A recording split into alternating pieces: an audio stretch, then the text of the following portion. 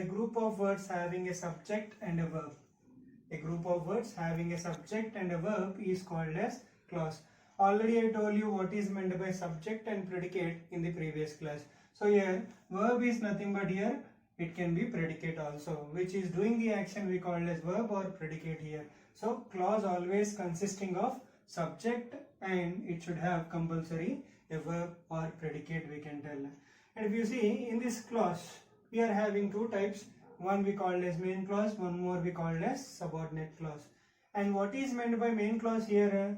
The clause which is having its own meaning. The clause which is having its own meaning we called as main clause. And what is subordinate clause here? The clause which is always depending upon the main clause for giving complete meaning. The clause which is always depending upon the main clause for giving complete meaning we called as a subordinate clause. Okay, so what is main clause here? It is having its own meaning. Whenever we are writing a sentence, compulsory we will get the direct meaning. Clarity will be got to us. So that's why we call as for that main clause. Whereas what is subordinate clause here?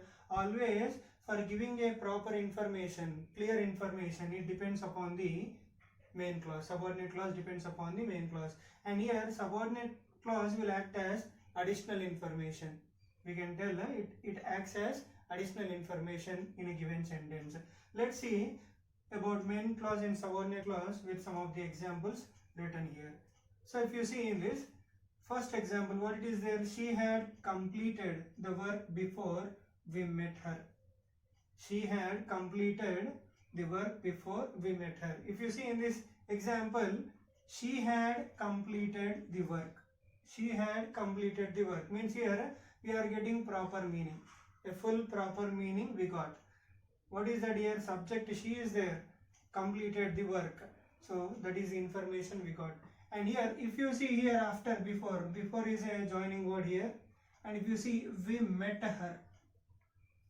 We met her is becoming as what here? Subordinate clause. Whereas here this is the main clause. So here she had completed the work is the main clause. And here we met her is nothing but here after completing the work some of the people met her.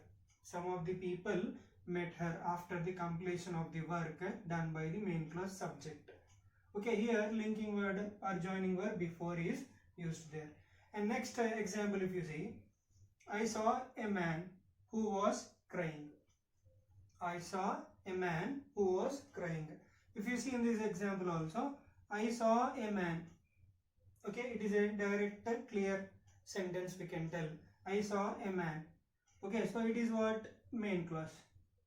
And here relative pronoun word is used for joining, that is who.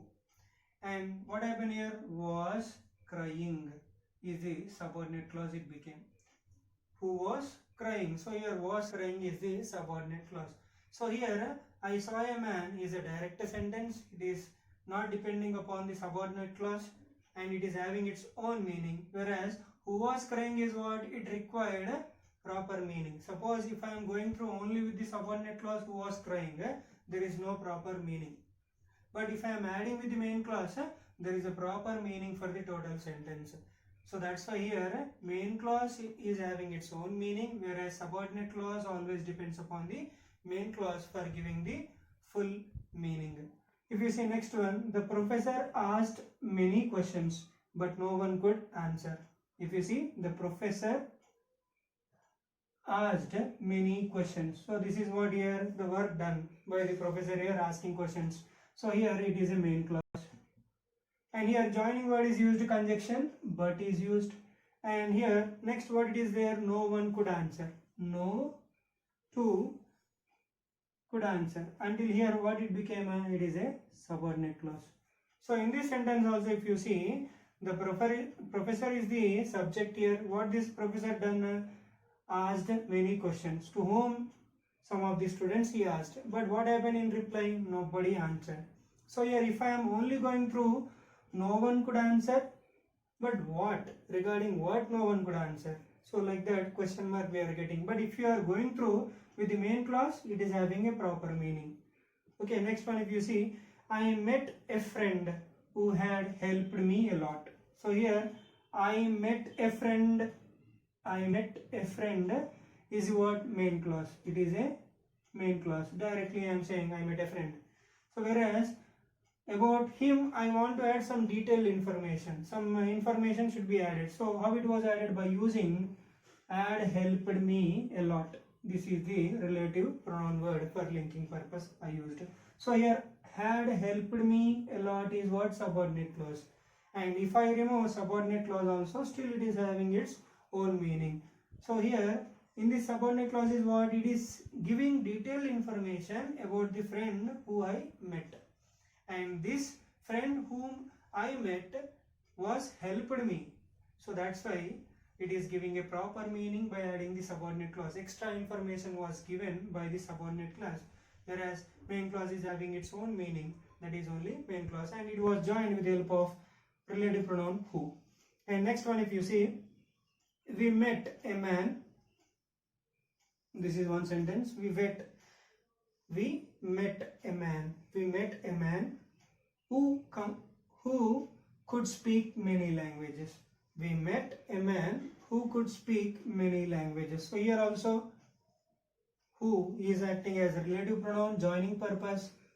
Could speak many languages is what? Additional information about the subject person to whom they met.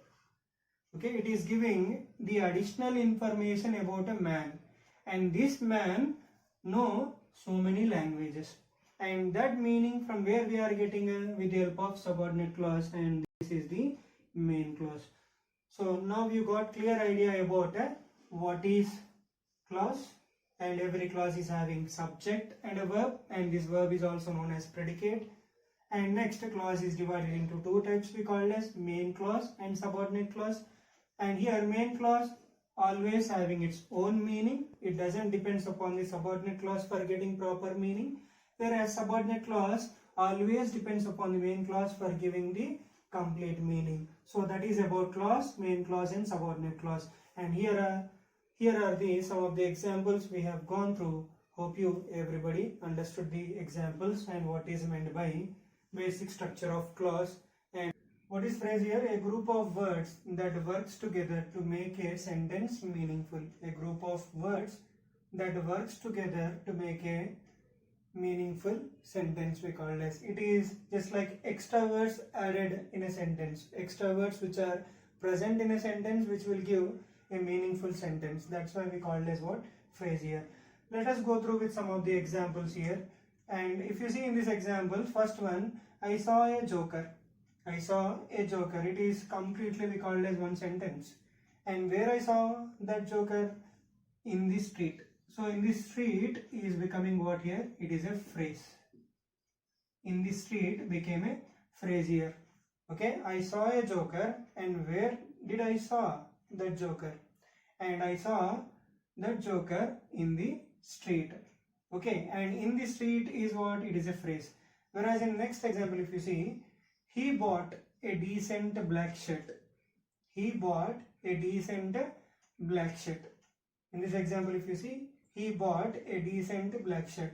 And if you observe, a decent black shirt.